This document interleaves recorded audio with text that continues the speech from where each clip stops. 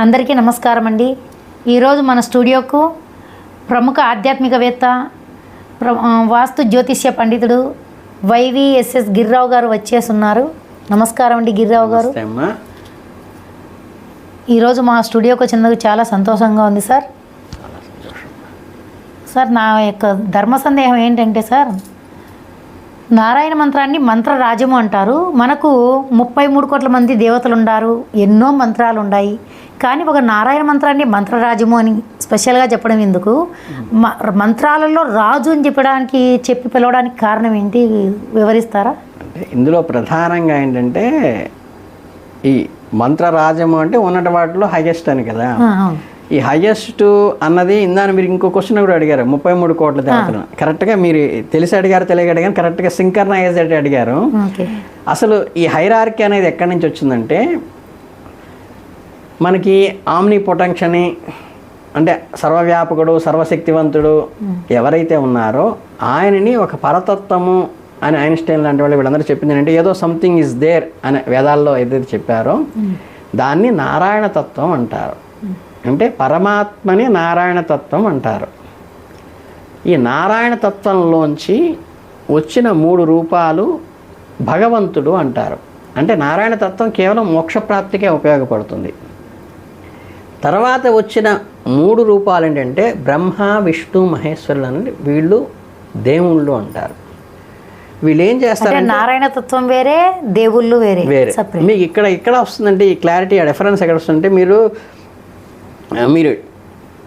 ఈ గురు బ్రహ్మ గురుర్విష్ణు గురుర్దేవో మహేశ్వర గురుర్ సాక్షాత్ పరబ్రహ్మ తస్మై శ్రీ గురవే నమః అని చెప్పినప్పుడు గురు బ్రహ్మ అన్నారు, గురుర్ విష్ణు అన్నారు, గురువే విష్ణు అన్నారు, గురుర్దేవో మహేశ్వర అన్నారు, గురు సాక్షాత్ పరబ్రహ్మ అన్నారు. గురు బ్రహ్మ అని ఫస్ట్లో చెప్పారు, మళ్ళీ సాక్షాత్ పరబ్రహ్మ అని చెప్తారు. పునరుక్తి దోషం వస్తుంది కదా, పునరుక్తి దోషం మహానుభావులు వారు చెప్పిన దాంట్లో ఎక్కడ రాదు.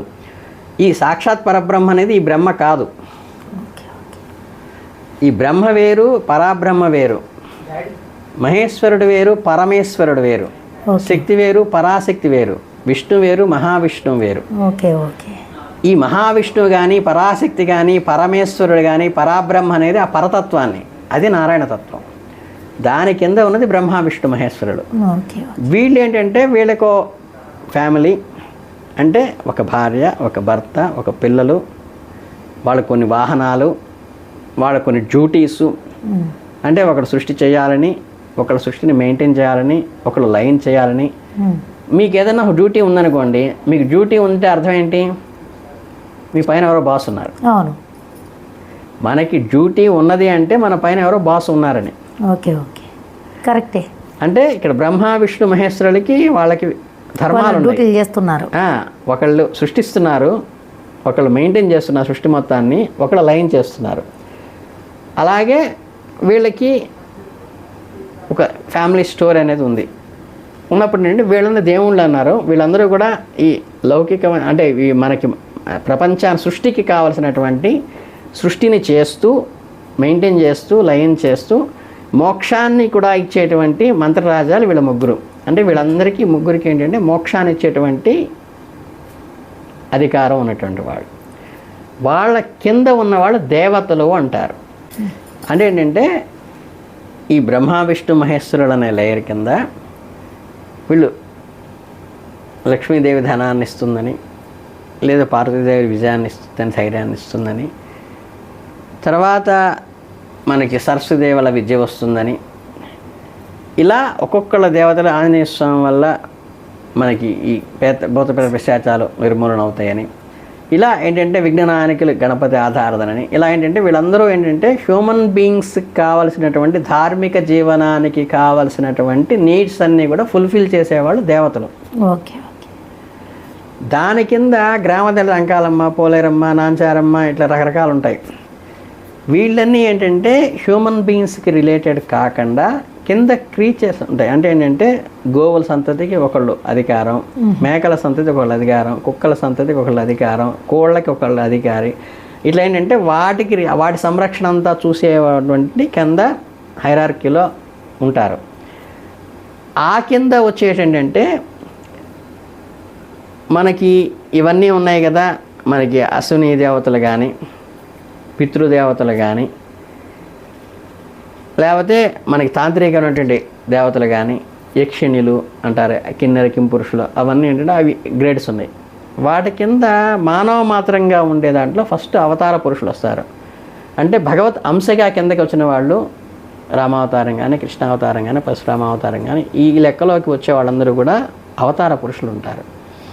ఈ అవతార పురుషుల తర్వాత జీవన్ముక్తులు అంటారు. ఆల్రెడీ మోక్షం పొంది పైకి వెళ్ళిపోయి ఒక పర్పస్ కోసం కిందకు వస్తారు.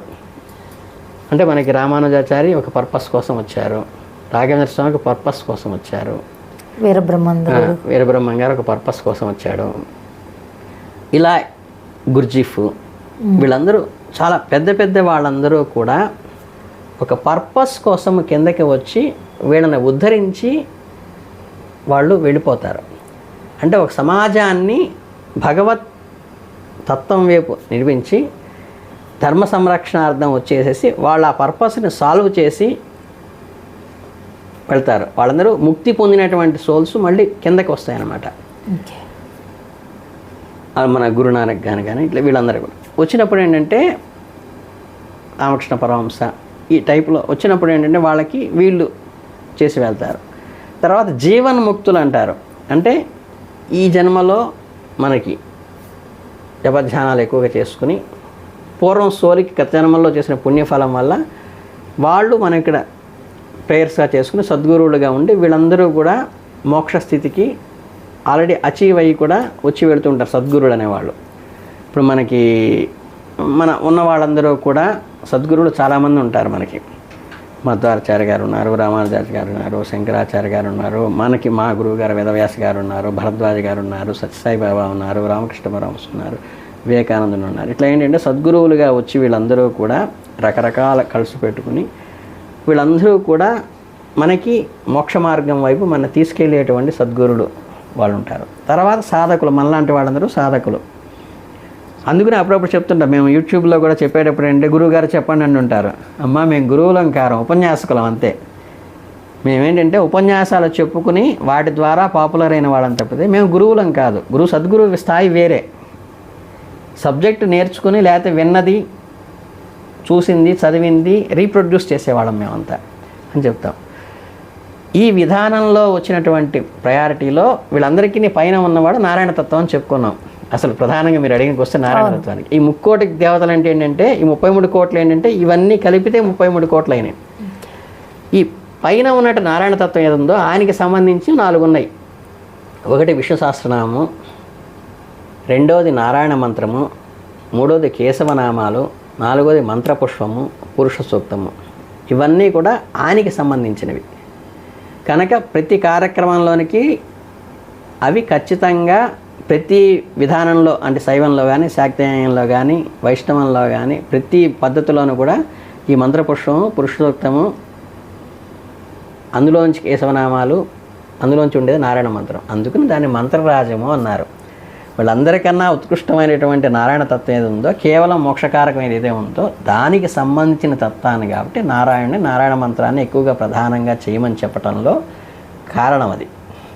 ఓకే ఓకే, చాలా మంచిగా మా యొక్క సందేహాన్ని నివృత్తి చేసినారు గురువుగారు. ధన్యవాదాలు. చాలా సంతోషం. ఉన్న లిమిటెడ్ పీరియడ్లో మనం అర్థమయ్యేట్టుగా అంతవరకు చెప్పగలిగాం.